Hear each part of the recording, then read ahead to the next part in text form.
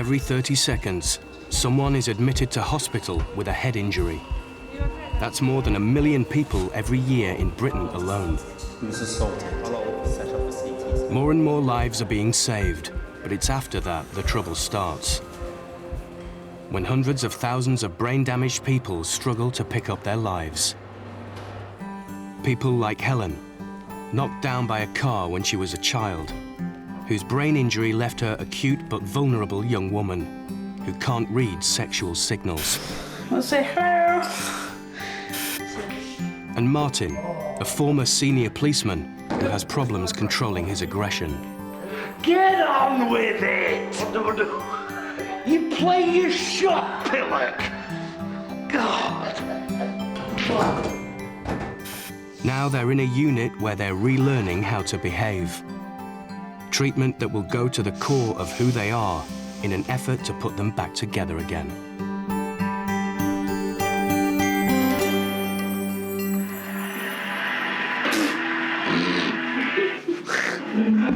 Got it. Helen Dempsey texts 24/7, talks constantly about herself, and loves soft toys and boy bands. Yeah, 6'10". A typical tweenie, but Helen's 26 years old. And it's all because 15 years ago, when Helen was 11, she and her twin brother were knocked down while crossing the road. 15 years have gone and it doesn't feel like it. You know, it feels, you know, when you say date, when you say July 16, 1990, 8:25 a.m., it's so precise and it's so, my gosh. You know, it's just...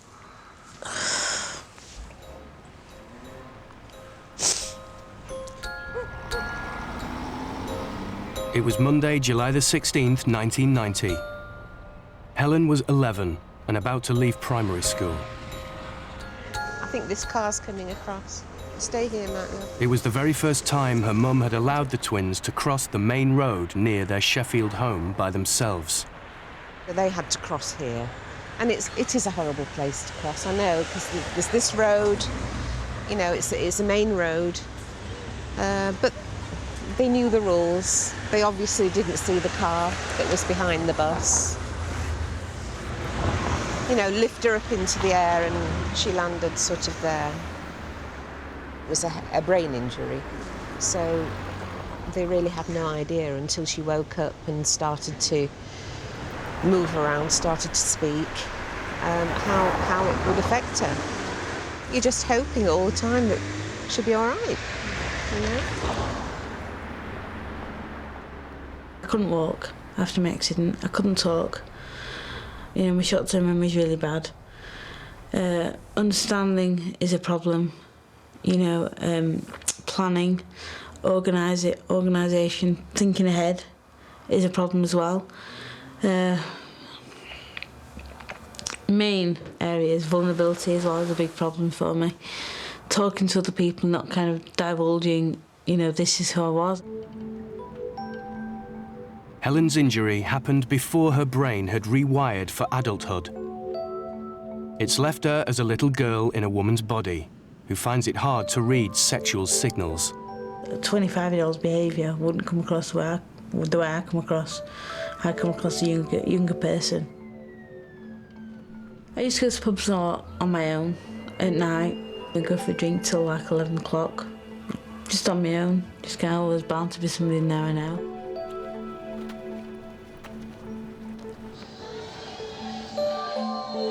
Any guy that's sitting at a table sees me on my own at a bar, sees me there for some time on my own at the bar, they can think, oh, she's on her own, go over and chat to her. You know, that could lead to whatever, you know, whatever he's got planned.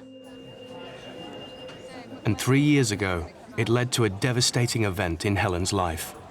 I was raped. You know, I didn't open up to anyone for a week about it. And the first person I told was...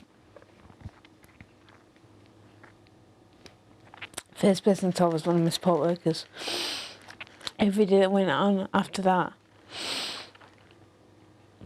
was like, I want to tell, you know, I want to say I told my mum when I told my dad what happened and stuff, and it was... I can remember telling my mum, it was about 1:30 in the morning. I said, Mum, I've got something to tell you. Helen had gone to a pub by herself, met a man and agreed to see him 2 days later. But she doesn't have the judgment of someone her age, and when she went to her new friend's house, he raped her. And we asked her if she wanted to pursue it, tried to tell her all the things that might happen if she did, and the things that might happen if she didn't, you know, how she'd feel. And in the end, we thought if it ever got as far as court, I couldn't let her go it would be dreadful for her, you know. Let her go through that. So we had to let it go, but we were so upset for her, you know. Despite being raped, Helen still puts herself at risk. Her brain damage means she's childlike, open and trusting, revealing personal information to anyone she meets. It's been over 15 years now since I got hit. A chance meeting with an old acquaintance, and Helen discloses where she lives, what the security's like, and how long it is since her accident.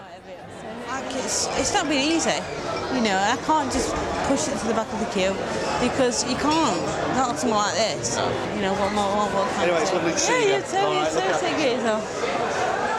I haven't seen it for ages. For a minute then.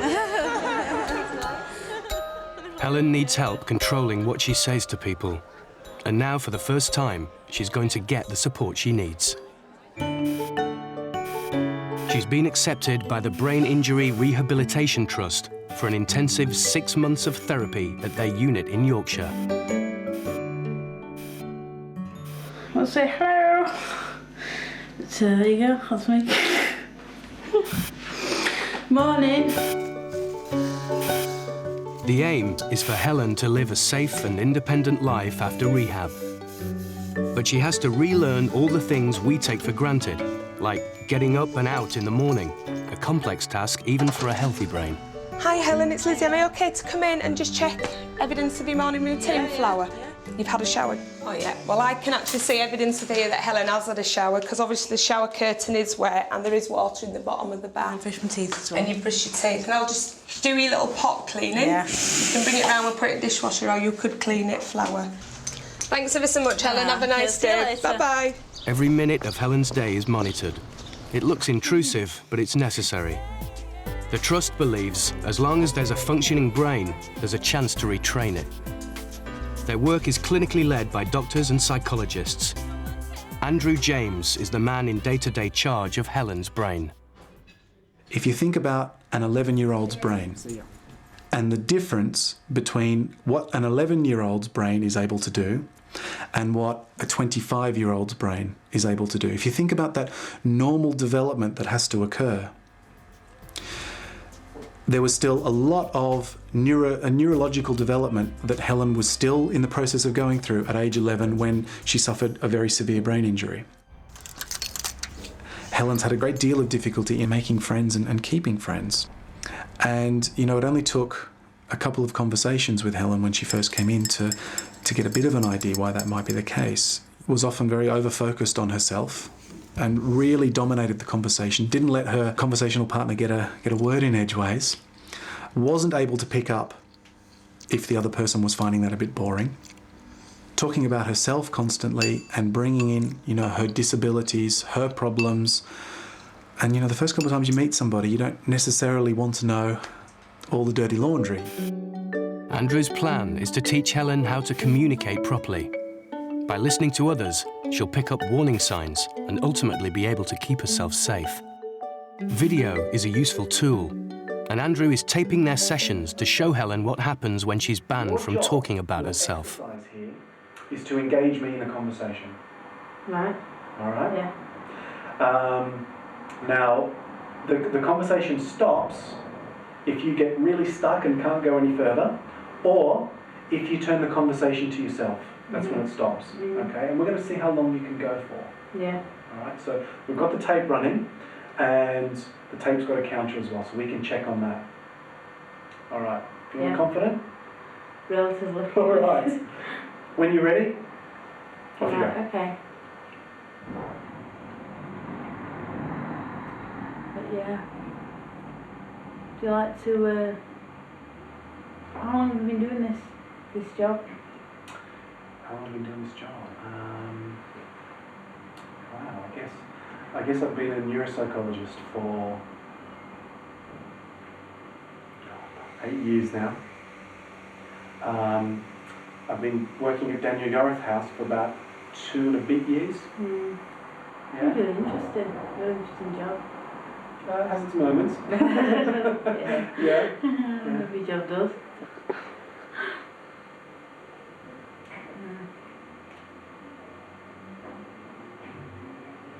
I like all the different kind of therapists and stuff. You know, different areas of therapy you can do. Looking at all different types of therapy. It's really interesting.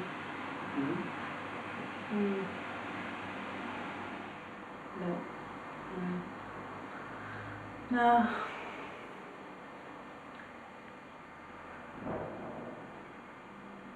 Most people don't need to be taught how to have a two-way conversation.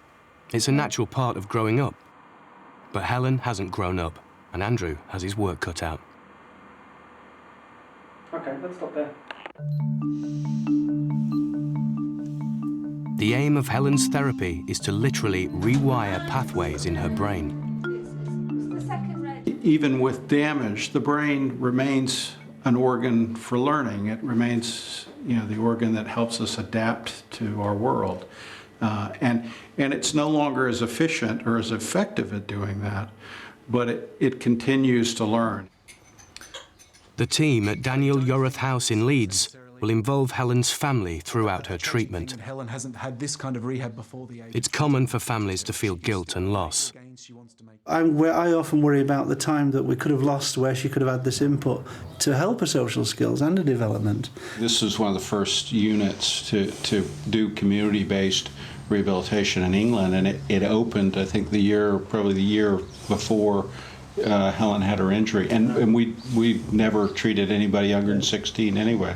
This is a very new science. I mean, I've always had the optimistic view that, please God, she'd stand up be exactly the same she was before. That accident robbed me of a daughter, or a certain big part of a daughter. What I've got left, I mean, I loved it, she couldn't replace. But part of it was robbed, How I am now, I think that part of me is still carried on from how I was, It's called the silent epidemic. It's very hard to see and touch. Brain injury can happen to anyone at any time. A car crash, a fall, a stroke, a fight. The cause can be simple, the effect devastating. Martin Ward has just arrived at the unit. I've tied this in a bow, by the way. Martin's a 61-year-old male who about 15 years ago had a brain hemorrhage. He needed surgery for this. Martin's brain injury happened the same year as Helen's. Neither of them have had any help until now, but for different reasons. Helen was 11, and it's difficult to treat teens with brain injury because it's hard to know what's the injury and what's adolescence. But Martin just fell through the net. He's been living at home with his wife for about 9 or 10 years, my understanding is. Things have been very difficult in the community and at home. The house has been partitioned so that Martin has his own area in the house. Toast now. Martin has great difficulty in regulating his own behaviour, acts inappropriately. Managing cigarettes appears to be very, very difficult for the family because Martin just cannot control his impulses really about cigarettes, and will just smoke constantly and will hide cigarettes, burn holes in things, and it's quite risky, and the wife's obviously very concerned. I have jam on my toast as well. Martin's wife is at her wit's end, and she's really put her own life on hold for a long time with this chap. So we really felt, even at 15 years post-injury, Martin deserved a shot, and indeed his family deserved a shot for Martin to come in here. And essentially what we're trying to assess in this 10-week assessment is, can Martin learn? I was Detective Chief Inspector at Grimsby, and I came home from work one night, with a terrible, terrible headache. And I said to Carol, my wife, I've got to go to bed, love. And I went upstairs. Next thing I knew, I woke up in intensive care unit in Hull Royal Infirmary. And what had happened? I had a brain hemorrhage. Pressures of where? You see, at that rank, you're piggy in the middle. You get it from above and below. And you're the filling in the sandwich, if you like. I was always a very, very even-tempered man. You'd got to be a policeman. And I found that I got very, very touchy with people and very, very impatient. My wife is a very finicky woman. Everything has got to be spot on. You know, she'll come into my room. She'll say, tidy up, Martin. And I'll say, bog off, Carol. And that'll start us arguing.